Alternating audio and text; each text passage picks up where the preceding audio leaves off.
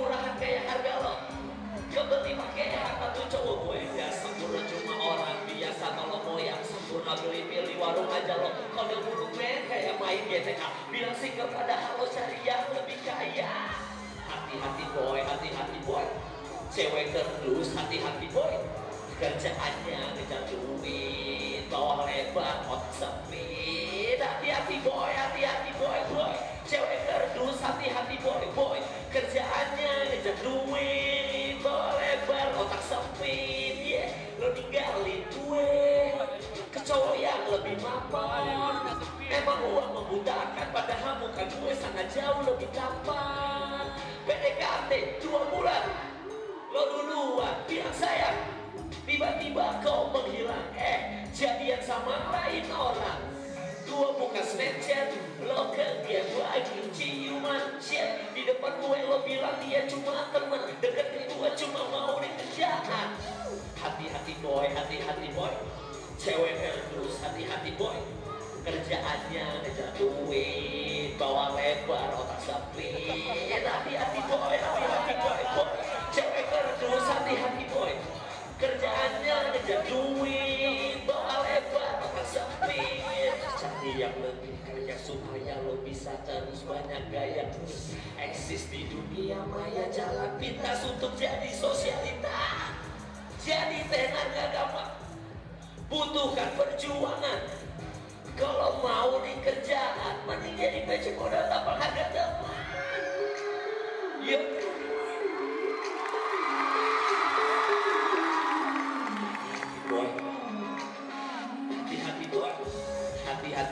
Hati-hati boy, cewek kerdus, hati-hati boy.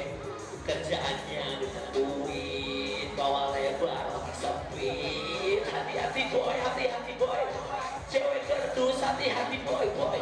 Kerjaannya ngejar duit, bawa lebar, otak sempit. Hati-hati boy, cewek kerdus, hati-hati boy. Kerjaannya ngejar duit, bawa lebar, otak sempit. Hati-hati boy, cewek kerdus, hati-hati boy. Kerjaannya ngejar duit, bawa lebar, otak sempit. Yo, Aceh mana suaranya?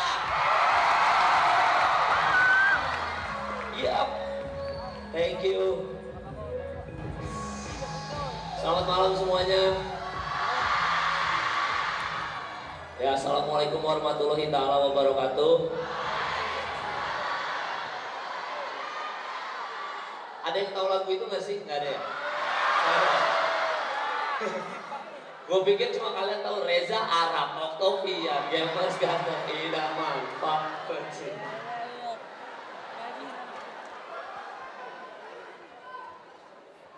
Kalau itu lagu bareng-bareng. Kalau yang tadi cewek kerdus tuh lagu buatan gua. Dan apa ya? Wow, ramai juga ya. Hebat, gue baru pertama kali sih Aceh sih. Tepuk tangan buat kalian semua guys.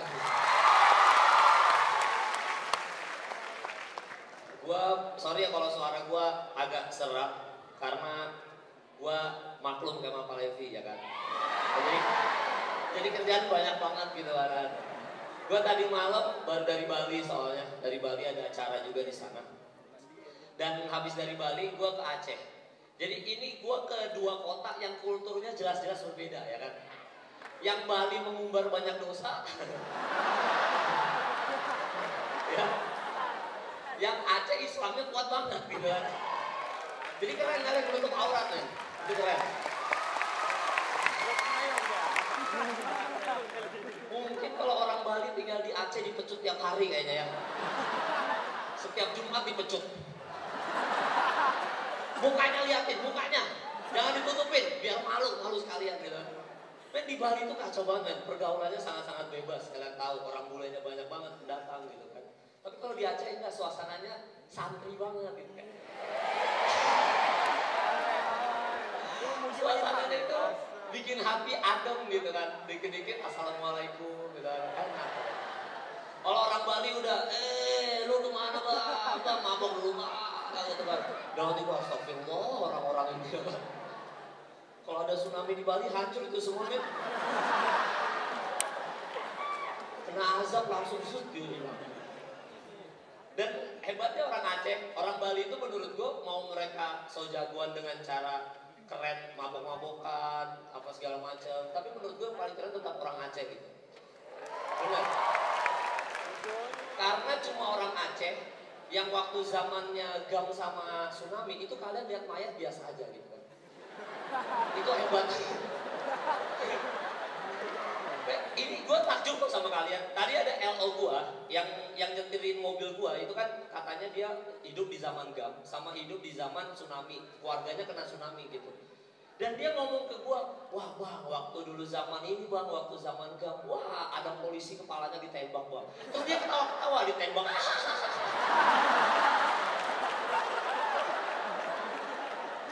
Men dia cerita polisi kepalanya ditembak GAM, langsung di depan matanya dia ketawa-ketawa.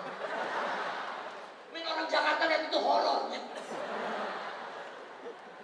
Dia ceritanya gitu, bang waktu GAM bang, wah gua lagi SD bang, serius bang. Itu ada polisi jalan naik motor kepalanya ditembak, gitu. Men ini orang mati ditembak, kayaknya biasa banget gitu. Terus dia cerita, wah apalagi pas tsunami bang, oh itu di pinggir jalan mayat semua, mayat. Ya bang, waktu saya bersih-bersih rumah bang, waktu saya bersih-bersih rumah nih, bersih-bersihin air, ketemu mayat 3 orang, gitu. Gimana caranya? Lagi bersih-bersih rumah, ada mayat nih. Diangkut tuh, dibawa keluar dulu ke rumah. Itu gila men. Gua makanya kesalut banget gitu. Kadang-kadang ada 2 orang, yang satu cowok, yang satu cewek berjilbab. Dia cerita yang cewek berjilbab juga ceritanya gitu kan. Iya bang, kadang-kadang waktu zaman tsunami bang di yang lampu ini bang, lampu pantai ini bang, kadang-kadang kita lihat kepala orang di situ ya. Keren banget bang. Gitu.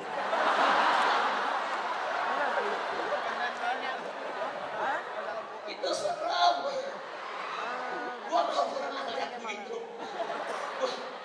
Gua lihat kejadian Trisakti aja, itu merindingnya luar biasa loh.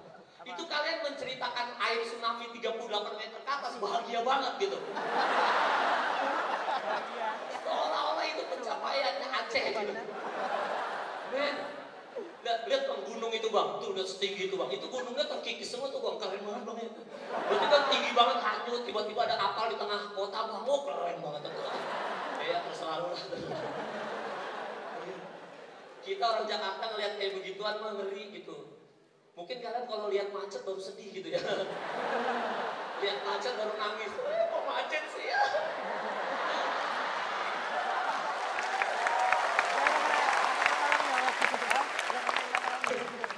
Kita mau lihat macet ketawa men. Oh kalau di Jakarta macet.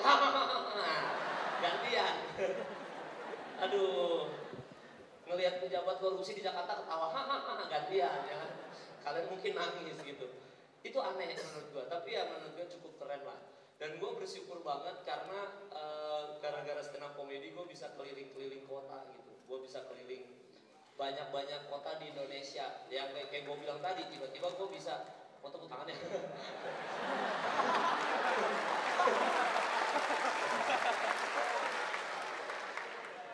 Gara-gara stand up comedy gue banyak bisa ke kota-kota seluruh Indonesia gitu, dan akhirnya alhamdulillah sampai ke Aceh juga gitu. Ya nggak apa-apa. bagus.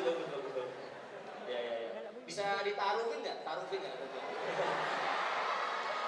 Wah kali-kali ya kan. Dan apa ya? Dan gua jadi pernah ke kota yang bener-bener beda kulturnya aja gitu. Kayak misalkan kayak tadi Mambo dari Bali, tiba-tiba dari Aceh gitu. Di sini ada yang pernah ke Manado nggak sih? Nah, Manado kebalikannya. Kalau di Aceh itu mayoritas semuanya Muslim. Kalau di Manado kebalikannya, mayoritas semuanya non Muslim. Biasanya Kristen Katolik gitu kalau di Manado.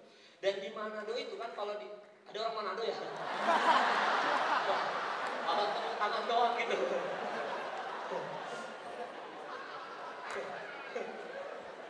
Dan ada orang Manado gitu kan. Nah, jadi kebalikannya gitu kan. Nah, kalau di Aceh kan gereja cuma 2, sisanya masjid semua. Kalau di Manado itu cari masjid susah, tapi semuanya gereja. Jadi kebalik-kebalik gitu. Dan rata-rata di sana emang orang-orang muka Manado yang putih-putih gitu, orang-orang Manado. Cuma bedanya adalah Gua setiap kali stand up comedy ke seluruh kota di Indonesia, menjalani semua kultur di Indonesia, bikin gua menjadi tegang rasa sesama umat beragama gitu. Jadi biar kita tuh nggak musuhan sesama umat beragama gitu. Dan menurut gua, semenjak gua jalan-jalan stand up comedy ke seluruh kota ini, gua yang paling senang adalah mencoba kuliner setiap kota yang gua samperin. Kayak di Jogja itu ada sate kelata gitu. Kalau di itu nggak lucu, itu nggak lucu. Itu yang gua ngomongin belum lucu, apa yang tepuk tangan. Udah berasa Jokowi gua.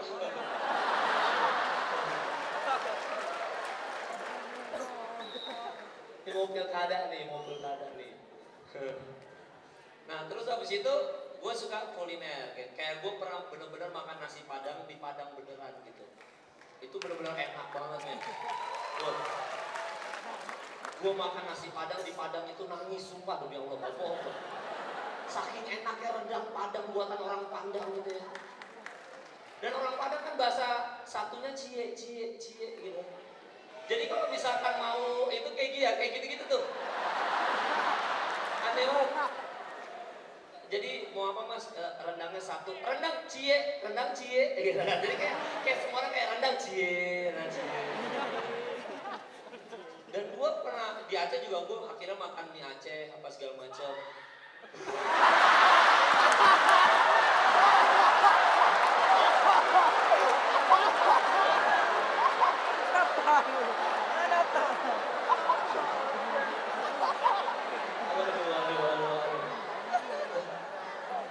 Belum lucu bang.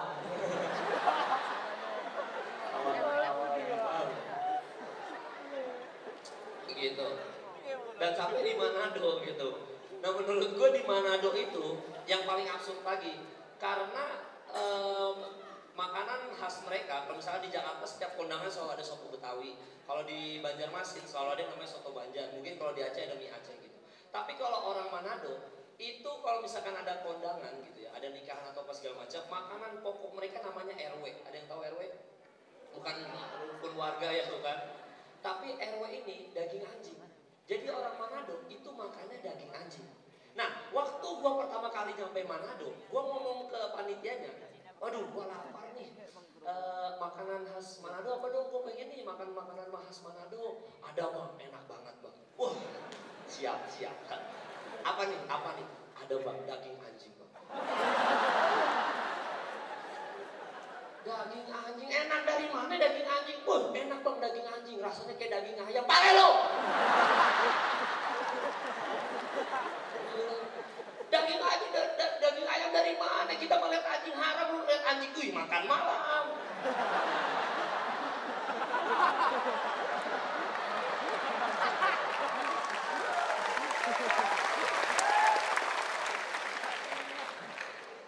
Gila lu, makannya itu men. Dan kalau orang Manado itu senang banget makan pedas, ya kan? Dikit-dikit pedas gitu kan. Makanya perut mereka itu kebal gitu kan.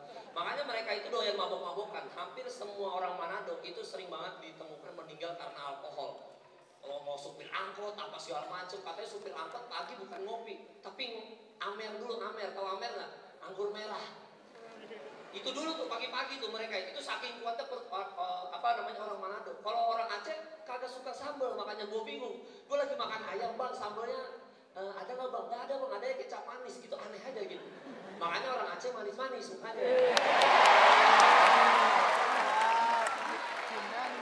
Gitu. Tapi kalian itu harus bersyukur. Kenapa menurut gue bersyukur? Karena kota kalian itu termasuk kota yang besar juga menurut gue. Kalian tuh masih mau dibangun flyover ya kan, flyover mau dibangun, terus banyak jalan gitu, kayak ada belok kiri, belok kanan, masuk. Ya, kalian itu layak untuk bersyukur tinggal di Aceh gitu. Coba bayangin kalau kalian tinggal di Cirebon teman-teman. Di Cirebon itu jalannya lurus doang, kanan kiri sawah lurus, mall kanan kiri sawah lurus, perumahan gitu aja. Nggak ada belok kanan belok kiri naik flyover, nggak ada. Cuma lurus aja di Cirebon itu jalannya, saking kecil kotanya gitu. Jadi lurus doang gitu. Sampai akhir lurus Tasikmalaya gitu. Jadi kotanya tuh bener-bener lurus doang. Itu naik motor aja ngantuk gue yakin men. Guys, ayo kita malam mingguan, ayo jalan yuk. Kata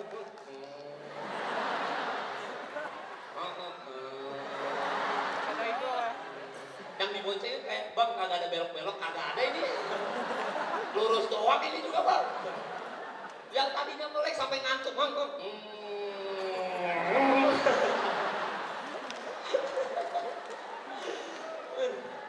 Gitu dong, kasihan jadi orang Manado, Manado, orang Cirebon tuh kasihan menurut gua gitu.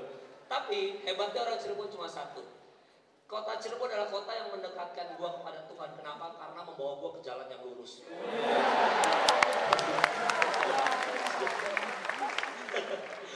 Gitu, aneh banget ya. Aduh, gila. Dan apa ya? Dan apalagi di Jakarta itu banyak banget yang asap, kendaraan, udaranya udah nggak sehat dan macet di mana-mana macet di Jakarta itu. Nah, saking macetnya di Jakarta itu sering banget terjadi kecelakaan. Bahkan kecelakaannya itu sampai bener-bener ngebunuh orang lain gitu loh. Bener-bener kayak saking chaosnya dan saking hektiknya kota Jakarta gitu, saking penuhnya, saking kita semua punya banyak keperluan di Jakarta gitu, sehingga sering banget tabrakan terjadi di Jakarta. Sampai pernah suatu tahu jelekan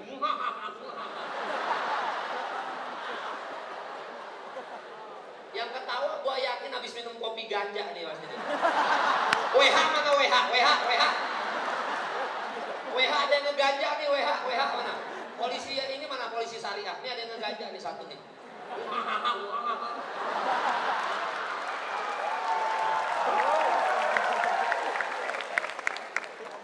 Tuh, lu tiap Jumat dipecut lu pasti lu. Ganja haram lu gila lu. Ya itu kan. Gitu. Dan apa ya, di Jakarta tuh sering banget terjadi kecelakaan. Sampai pernah suatu hari gue lagi nyetir di jalan tol, itu saking di jalan tol tuh saking penuhnya, gue ngeliat langsung di samping gue itu ada bapak-bapak nabrak mobil pemuda di depannya dia gitu. Jadi begitu gue lagi jalan gitu ya, gue lagi jalan di Jakarta itu. Jadi gue lagi jalan di samping gue, bapak-bapak nabrak, tubruk gitu. Terus bapak-bapak itu langsung marah-marah gitu kan. Marah-marah sama pemuda yang dia tabrak. Nah, ternyata semenjak ada kejadian itu, gue dapat satu fakta menarik teman-teman. Fakta menariknya adalah apa? Kalau lu nabrak orang, jangan pernah yang lu tabrak itu marah duluan guys. Lo kelihatan salah. Kalau lu nabrak orang, usahakan lu yang marah duluan, supaya lo kelihatan bener. Ternyata itu faktanya. Jadi begitu bapak-bapak itu nabrak pemuda depannya, dia keluar dari mobil, dia marah-marah. Mas, kalau nyetir yang bener dong, kalau mau belok pakai lampu sen, gimana sih gitu. Terus mas-masnya keluar dari mobil, loh kok bapak marah-marah sama saya? Ya situ kalau nyetir yang bener dong, kalau mau belok pakai lampu sen, gimana sih? Tapi pak, dari tadi kan saya lurus dong pak. Iya makanya belok dong. Makanya belok, masa hidup mau lurus dong, sekali-sekali belok gitu kan. Jadi sebenarnya yang salah siapa pak? Ya saya. Bubar. Terus masuk lagi ke mobil, dia udah cabut gitu dong. Terus kita ngeliat kayak si kampret gitu. Jadi ngegas duluan aja supaya lo kelihatan bener. Itu udah triknya tuh begitu tuh gitu. Jadi kalau misalkan di sini ada mahasiswa dimarahin dosen nggak ngerjain tugas, kamu kenapa nggak ngerjain tugas? Ya ibu, gimana sih? Kasih tugas susah banget, saya kan nggak bisa ngerjain. Jadi sebenarnya yang salah siapa? Ya saya. Kelas nggak bener, dasar dosen tidak berbobot, cabut. Paham gitu. Jadi dosennya juga kelihatan bego. Ini yang bego gua apa mahasiswa gua? Itu aneh banget gitu kan. Dan di Jakarta itu tuh apa ya? Gua nggak tahu kalau di sini sholat Idul Fitrinya di mana gitu. Kalau di Jakarta masjidnya banyak banget dan kebanyakan masjid di Jakarta tuh di pinggir jalan. Kayak gua kan tinggal di daerah Pejaten. Jadi kalau lagi sholat Id itu benar-benar kita sholat di masjid. Ini jalan raya kita tutup untuk jadi saf sholat. Paling kita sediain space dikit doang. Sisanya ini saf sholat semua. Jalan raya kita tutup polisi-polisi gitu. Pakai koran doang. Kita taruh koran sama sejadah terus kita sholat di pinggir jalan. Itu kalau di Jakarta. Karena banyak banget masjid di Jakarta, nggak semuanya pengen ke Istiqlal gitu. Jadi gue sholat di pejaten.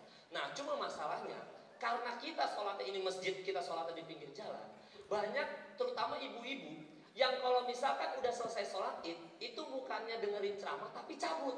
Nah ini kan nggak boleh nih.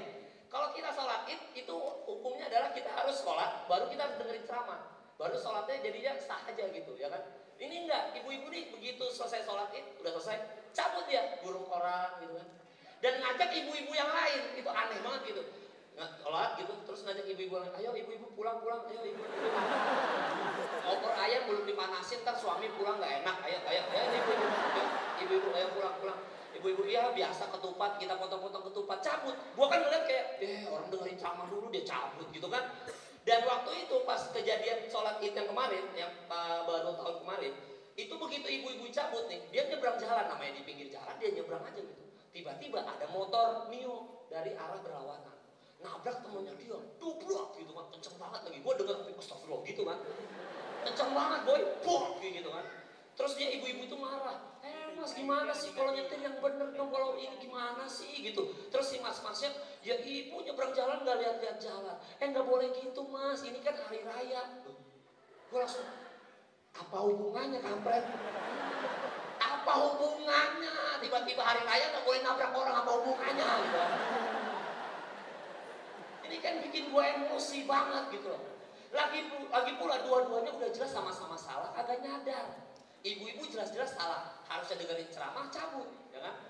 Yang pengendara motor juga salah, kagak sholat id. Nah ya udah, cocok aja dua-duanya langsung kena azaban, buang langsung tabrak.